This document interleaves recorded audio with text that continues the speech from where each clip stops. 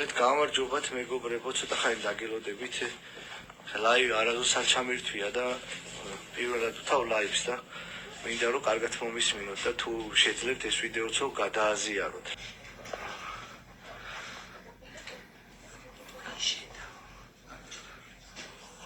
მოკლედ გამარჯობათ მეგობრებო, ცოტა ხანი დაგელოდებით. ლაივი არასდროს არ ჩამირთვია და პირველად ვთავ ლაივს და მინდა რომ კარგად მომისმინოთ და თუ შეძლებთ ეს ვიდეოც გადააზიაროთ რა. მოკლედ რა სიტუაციაა ახლა.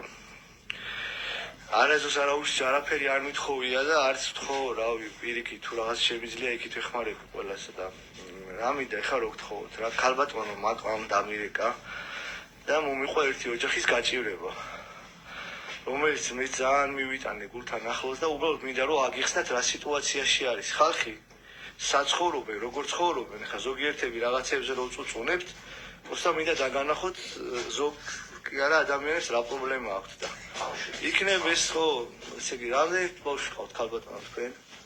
ბატონო? 8 ბავშვი ყავთ ოჯახში. და ეხლა მე მინდა ეს ქალბატონის რო გაგაცნოთ და ელაპარაკეთ აი თქვენი პრობლემა რომ მოუყვეთ რა. ფეჩით თვებია წარმოვიდგინეთ 21 თბილისში ფეჩით თვებით, ხო? ახსაც დაგანახეთ სადა ვართ, როგორა ვართ, ეს ოთახი არის. ამ ოთახის გარდა კიდე რამე გაქვთ ქალბატონო სადაც ცხოვრობ? აქეთ აქვთ ერთი ოთახი კიდე. თუ რაღაცა აიყოს შეხედეთ რა, რომ თქვენს რო ნახოთ რა ხდება ჩემი და რა ვიცი, აი ესეთ სიტუაციაში უწევთ ნახე რა მაგარი ბავშვია, რა კაცია და აი ესეთ რამაზი ბავშვები ყავთ 8 ბავშვის, რავი ხა 8 ბავშვი ყავს ოჯახში და უბრალოდ მოусმინოთ რა ამ ქალბატონის პრობლემას და თუ ვინმე გულთან ახლოს მიიტანთ და რაღაცით შეგეძლებათ რომ დაეხმაროთ, დავეხმაროთ რა ამ ოჯახს, აი ისმით რა ქალბატონო. Ini problema მოყევი რატომაც გაქვთ ეს პრობლემა, არც სიზარმაცით გაქვთ და არც უსახურობი. ჩვენ გქონდათ ნაყიდი ქონდა ბინა, დევნილების კორპუსი, ეგეთი იყო ისიც. 22 წლის წინ. და მე ის რომ არ დაუკანონები, ანუ მეუღლის სახელზე იყო და ეხლა მაგას გეუბნებიან რომ ეს არისო, ანუ ერთხელ ქონდათო.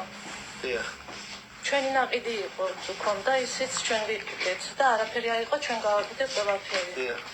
მე რაღაც ავადმყოფობის გამო გაგვიჭირდა და ბანკში ჩავდებით და იპოთეკამ გამოყარა 4 ბავშვით გარე. კი ბატონო. და ვართ აგერ 11 წელია ასეთ პირობებში, გარეთ აწვიმს, ოთახში აწვიმს. სტატუსს არ გაძლევენ, იმიტომ რომ 22 წლის წინ ბინა გქონდათ, რომელიც ბანკმა დაგართო.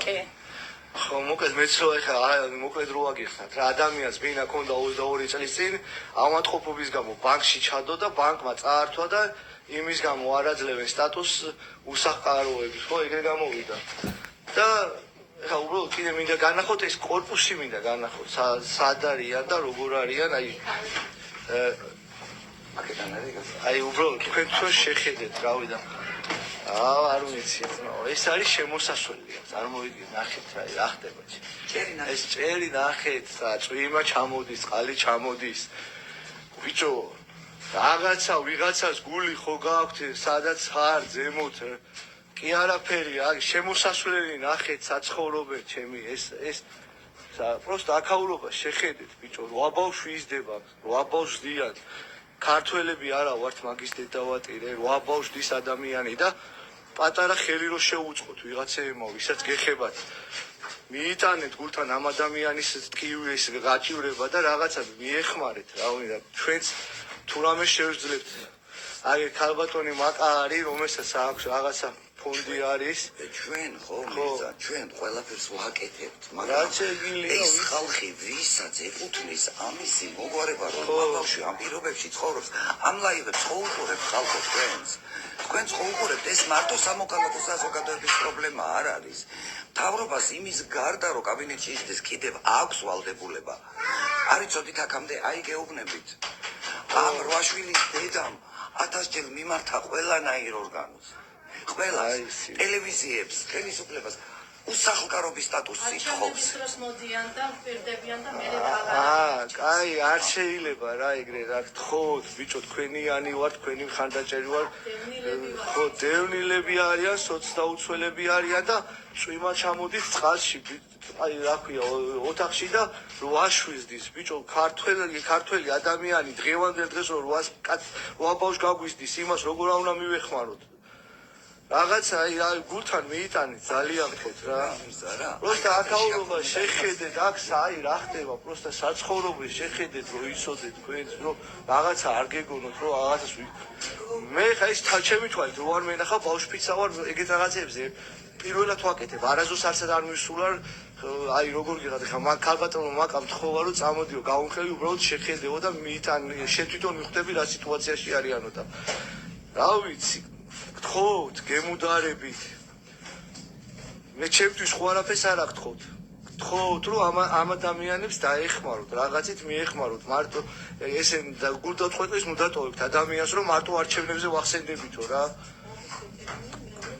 ხო და აი წარმოვიდგინეთ მეუღლე ომის ვეტერანი ბატონო ეს არ არის ეგ არის მეუღლე არის ომის ვეტერანი და აქ 100 ლარიანი დახმარება მოკლედ წარმოვიდგინეთ დახმარებას რას იღებთ აი თვის განმავლობაში აი რას გაძლევთ ხო 1200 ლარად ხა 10 კაცი როგორ უნდა იცხოვროთ ერთი მითხარით რა 30 დღეზე ის კაციც რასაც წვალობს კიდე შრომობს რაღაცას ამატებს მაგრამ 8 შვილის გაზა კი არა ერთი მყავს და მე ვიცი ერთის გაზას რამდენი უნდა და რა ვიცი ხა ვისაც გეხებათ თუ მიიტანთ გულთან მადლობელი დაგჩებით რა და მოკლედ ყველას მადლობას გიხდით თუ გადააზიარებთ ამ ვიდეოსაც ძალიან დამავალებთ რომ სადაც საჭირო არის იქამდე რომ მივიდეს ეს ხმა რა მადლობა ყურადღებისთვის